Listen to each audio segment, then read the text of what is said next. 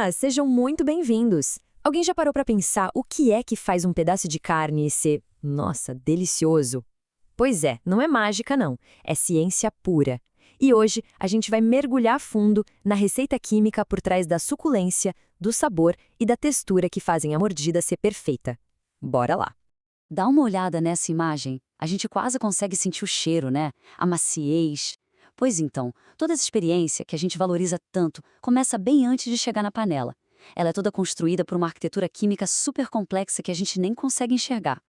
Então a grande pergunta é essa, né? Como é que a ciência pega essa matéria-prima e transforma numa experiência gastronômica de verdade? Para a gente entender isso, vamos quebrar a carne em 4 componentes principais: a água, proteínas, lipídios e os micronutrientes. E vamos começar pelo mais óbvio, mas que talvez seja o mais subestimado de todos: a água. Pode acreditar, ela é a base de praticamente tudo que a gente considera como qualidade na carne. Agora se prepara para esse número. Cerca de 75% do peso da carne é água. Isso mesmo, 75%. Toda aquela suculência que a gente adora, no fundo, é sobre a capacidade que a carne tem de segurar essa água toda, principalmente durante o cozimento. E aí que tá o pulo do gato. Não adianta só ter a água, a carne precisa conseguir segurar essa água.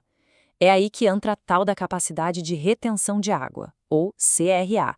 É esse nome técnico que separa um bife suculento de uma sola de sapato. É tudo sobre a estrutura da carne não deixar a umidade escapar. E aqui, a gente vê o que acontece quando essa capacidade de reter água falha feio.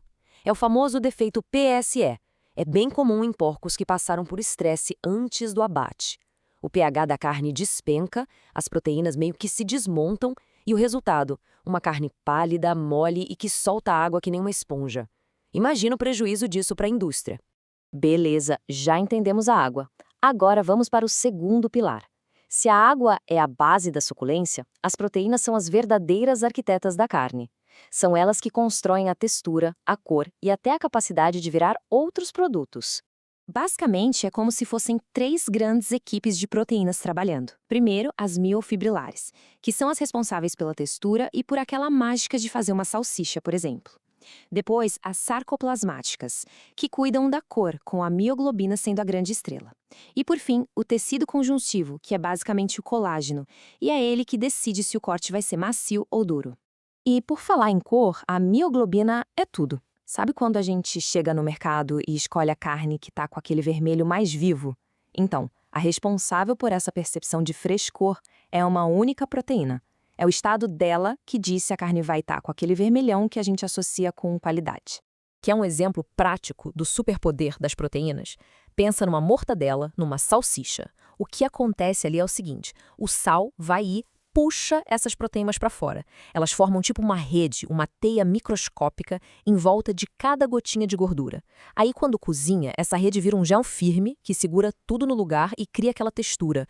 Pura tecnologia de alimentos. Tá, e aquela proteína que deixa a carne dura, o colágeno, o que a gente faz com ela? Aí entra a mágica do cozimento lento. Com o tempo, calor e umidade, aquele colágeno super resistente se transforma em gelatina, macia e suculenta. É por isso que aqueles cortes mais duros ficam espetaculares numa carne de panela. Certo. Água, ok. Proteínas, ok. Agora vamos para a parte que é responsável pelo fator uau, os lipídios, ou, no bom português, a gordura. É aqui que o sabor e o aroma simplesmente explodem. O grande segredo do sabor está na gordura que fica dentro do músculo, o famoso marmoreio. E a indústria mede isso com uma escala, a BMS. Um BMS de 1 a 3, por exemplo, é considerado padrão. É uma carne de boa qualidade. Agora, quando a gente sobe para um BMS de 4 a 6, aí o jogo já muda. Já estamos falando de um produto premium. Dá para ver como a gordura se espalha mais entre as fibras. Aqui a suculência e a maciez já são bem maiores. E no topo da pirâmide, com BMS de 7 a 9, aí a gente tem a elite. Carnes como o Wagyu, o marmoreio aqui é extremo. Quando essa carne vai para o fogo, toda essa gordura derrete e libera um sabor, uma suculência que são incomparáveis. É uma experiência completamente diferente. Só que nem tudo é perfeito. Essa mesma gordura, que dá todo esse sabor, tem um ponto fraco. Ela é o alvo preferido do grande vilão da qualidade da carne, a oxidação lipídica. A oxidação, de forma bem simples, é o que deixa a gordura com gosto de ranço. É uma reação em cadeia. Começa com um ataque, isso se espalha como fogo e, no final, cria umas substâncias com gosto e cheiro bem ruins. É exatamente por isso que a indústria investe tanto em embalagem a vácuo e antioxidantes, para proteger o produto.